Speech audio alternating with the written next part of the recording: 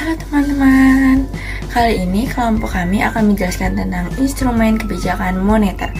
Instrumen? Alat musik dong. Sebelum itu kita cari tahu dulu yuk, apa sih itu kebijakan moneter? Jadi, kebijakan moneter adalah kebijakan yang dilakukan oleh bank sentral untuk mengendalikan jumlah uang beredar agar tercipta kegiatan perekonomian yang diharapkan. Nah, instrumen di sini yang dimaksud itu bukan alat musik ya, tapi alat atau cara bank sentral untuk mengendalikan jumlah uang beredar. Nah, itu dia instrumen yang dimaksud dalam kebijakan moneter. Selanjutnya kita akan membahas dua macam instrumen kebijakan moneter. Yang pertama ada kebijakan diskonto dan yang kedua ada operasi pasar terbuka. Yuk kita bahas.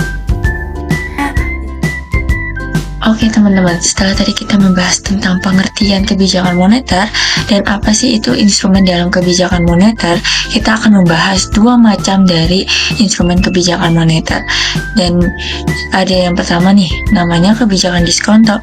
Kita akan membahas 3 poin. Yang pertama adalah pengertian, yang kedua ada manfaatnya, dan ketiga adalah contoh penerapannya.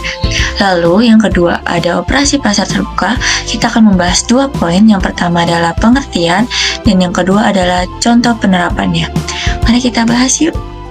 Kebijakan diskonto. Pengertian kebijakan diskonto adalah salah satu instrumen kebijakan moneter yang biasanya dilakukan oleh Bank Sentral atau Bank Indonesia dalam menambah atau mengurangi tingkat suku bunga untuk mengendalikan jumlah uang yang beredar. Jadi Bank Sentral akan menaikkan suku bunga apabila terjadi inflasi dan akan menurunkan tingkat suku bunga apabila terjadi deflasi. Jadi Bank Sentral akan menaikkan suku bunga apabila terjadi inflasi dan akan menurunkan tingkat suku bunga apabila terjadi deflasi. Jadi Bank Sentral untuk selanjutnya ada manfaat kebijakan dari diskonto.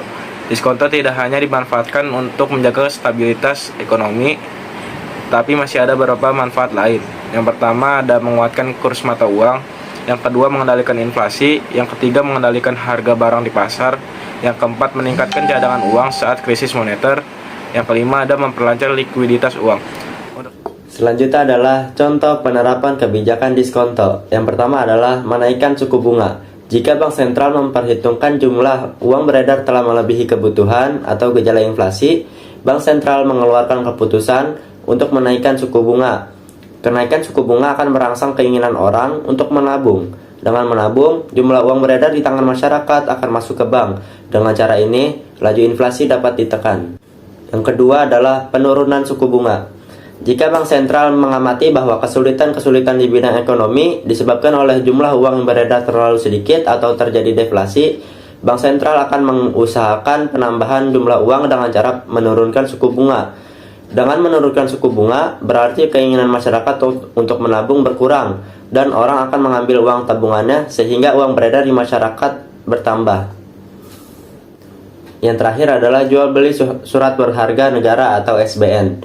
Untuk contoh yang terakhir, ada jual beli SBN yang bertujuan untuk menambah jumlah uang yang beredar di masyarakat.